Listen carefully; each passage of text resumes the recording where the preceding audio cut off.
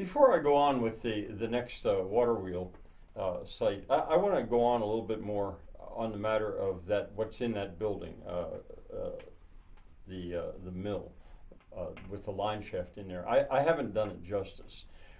Line shafts and that technology is a passion for many people. I'm tempted to say, I think I will say, in reality around here it's more men, but there's no reason at all why women couldn't be passionate about it as well.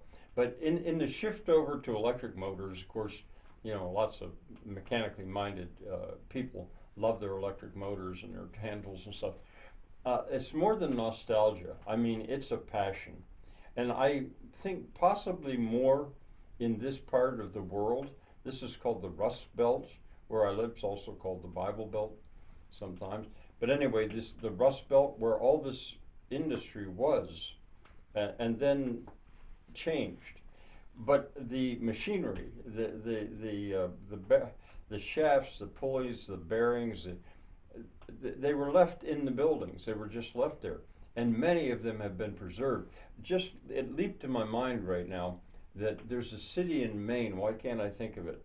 On the coast of Maine, where I was visiting my sister, where she lived, and I was driving up behind. It was a mill town.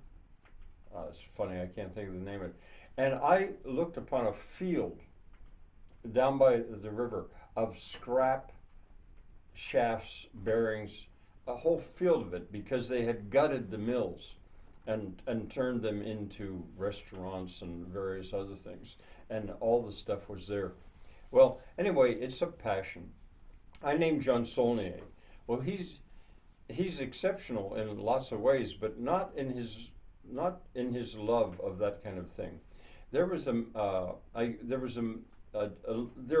these little shops all over the world. Really, there's still, a lot of them are still there, where you've got a line shaft driven by a single engine.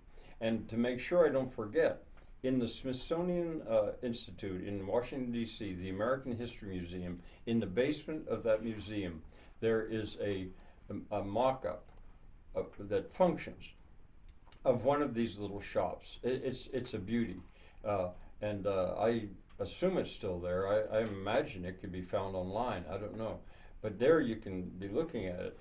There was a man named Gene Davidson who, oh my, he died, I want to say 30 years ago maybe.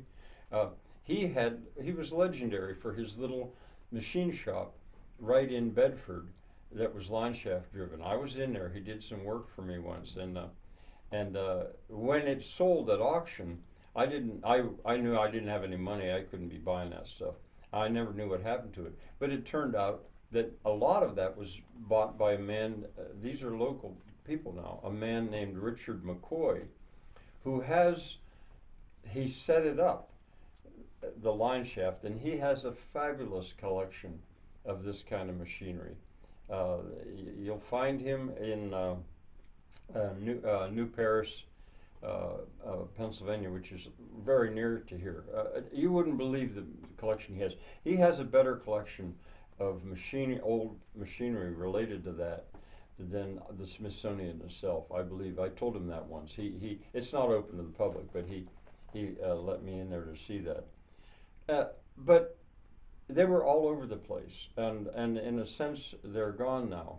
But I would never be able to reestablish something like those, except like those I can do, in that I can have a line shaft, flat belt machinery, Babbitt bearings, driving this stuff, all low tech, requiring no electricity, and well, the thing is, the line shaft, I could drive it with electricity if I wanted to, or with a gasoline engine or a diesel engine.